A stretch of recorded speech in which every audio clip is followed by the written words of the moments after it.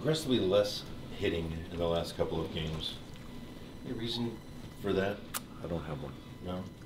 And you've played your most competitive games, maybe, of the series? Is there any correlation? I don't look at it. It depends on what you think competitive is. Yeah, I just don't have an answer to the question. Maybe like less after the whistle stuff. It seems like in the last two games that it's been more hitting, or more playing hard, but not as much after the whistle things. Well, I think both teams are, we get involved in stuff. We lose Calvi for a game. I think we get involved in some stuff, although it wasn't as bad as I thought with Q last night with his interference call. I didn't realize the puck was right there, but those power plays are the ones that hurt you. So I think both teams are just trying to play disciplined. If I remember right, you're the type of coach who leaves your goalie alone, right? Like you don't. I haven't spoken to him. Not at all. I mean, can you speak at all to how he handles this type of situation where he's had such a great season and he has some adversity? And yeah, as I said last night, he's the backbone of our team. He's had a tremendous year. I know everybody's looking to try to poke holes into him with a little bit of inconsistency here and there, but he made some key saves last night. Third period on Hainsey there, the back door. After, as I said, he wants that second one back. We end up a little nervous after that second goal. He made 2 or 3 great saves there. So yeah, we're pretty comfortable with him in our net. John, Jack Johnson is a point-a-game player, basically, in the playoffs. I know this is really your first go-around with him, with the Blue Jackets, but have you seen anything, him elevate his game? Certain guys seem to elevate their games in the playoffs. Well, Jack's to elevate.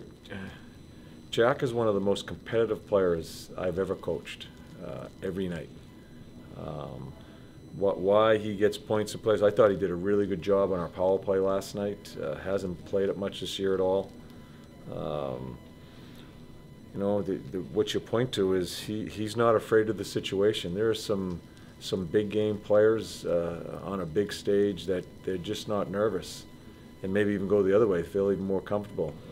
Again, I haven't coached Jack all through his career, through all those games, but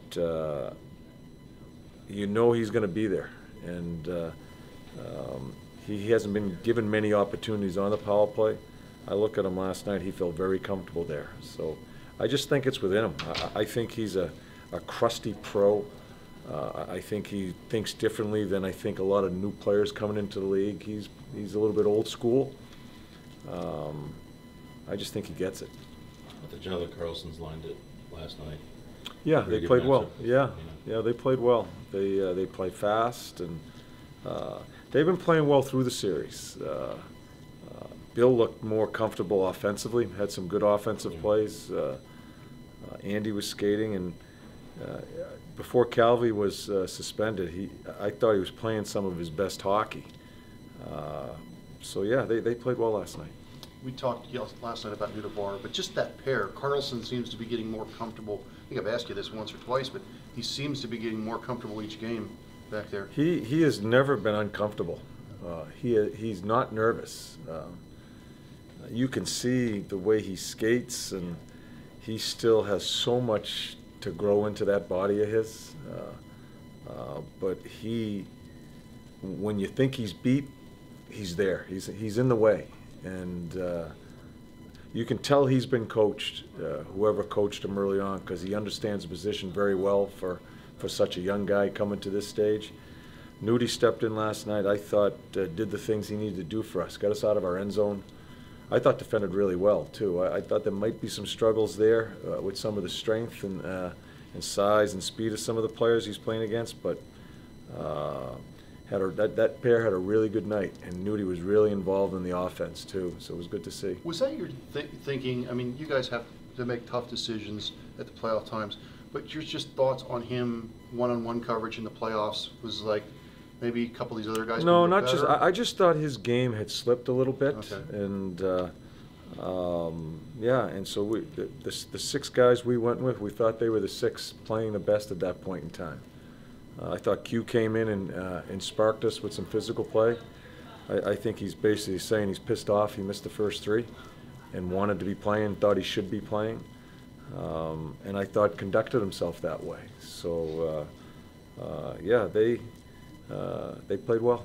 On this travel day, John, do you have a sense of the enjoyment that was derived by your players by winning a game last night? No, not so much today. I saw it last night. I just wanted them to experience a great building, a game full of momentum shifts, playing good minutes, playing bad minutes, but finding a way to win. I wanted them to experience that, and for a few minutes, just take a sigh of relief, saying you accomplished something. It's a good team we're playing, and I wanted them to feel some accomplishment. Now we'll have our meetings tomorrow. I haven't talked to any of them today. We just met them on the plane. We'll have our meetings tomorrow and try to get about a business for another game here. Does it change the scope of your strategy? You won a game, you come back here, and there's a specter of possibly pushing the series at this point now. Well, we're not going to change how we go about it. I have thoughts on how to present it to them, maybe a little bit differently as we get ready for our next game. I think you're always looking for, as a coach, trying to find a way to communicate it with them to where it sinks in. It's not convoluted. I do, in my mind, I have a little bit of a thought that'll be presented to them a little bit differently than it was prior to the last game. And hopefully, yeah, we'll see where it goes. Well, maybe I'm going here too early, but this is a different era, right? Like, we look at the numbers, only 4 teams have done it, but this is a new era where teams are the same. Yeah, there's so much stuff that goes on in the game right now that you guys watch. It's so different. Yeah, we even if it was back in that day when you don't come back, why even go there? I mean, but right now, I mean, there's so much crazy stuff that goes on with leads and momentums. Yeah, we haven't really talked too much about having a 0 in our column before last night's game. We just kept on trying to present ourselves and trying to play the right way. Yeah, so we feel very, it's not like we played a flawless game. I just finished breaking the tape down on the plane coming over here, and I looked at some things that really didn't want to have it happen that way, but I think we're going to be better because it did, and we still found a way to win. And that's basically what I'm trying to say is you go through all that stuff, and you go through a team you could see when they scored the second goal, and we're about 2 inches big. You could see they were coming, and we didn't get hurt. Bob made a couple of great saves. I thought we made a couple of great plays, and we got through it. That's important for a team with a number of guys. And I'm not saying, I'm not using this, we have some guys that have never been here before, and we have some guys that haven't really played a whole bunch even though they've been here. It's great for them to live through that and then find a way to grab the momentum back in the third period and find a way to win a game. Scoring a goal early in that third period after the last, I think, probably 3.5, 4 minutes of that second was really important for our team. Those are good things as your team's going through the process. I feel like you've gotten better offensively as the series has gone along in terms of creating chances. Yeah, I think so. Yeah, I think so. The game 3, I thought that was probably our worst game so far. Yeah, and like I said yesterday, one shot, I mean, we don't hit a mask, we win that game. Right. But I don't think we played as well in game 3 as we did 1 and 2. I thought we played better last night than 3 because I think we had the puck more. And you know, both teams are saying the same thing. Who has the puck is going to make the other team. It's pretty simple. If we have it, they don't have it. If they don't have it, they can't score on us. If we have it, we might have a chance to score on them. So it's not really complicated. And I thought we had it more last night. They're not blocking shots like they were in the first couple of games. Is it something you've done? Or is it I don't know. You know, we're trying different things to help us. But again, we show tape and try to help them. The greatest thing about our game, it really isn't.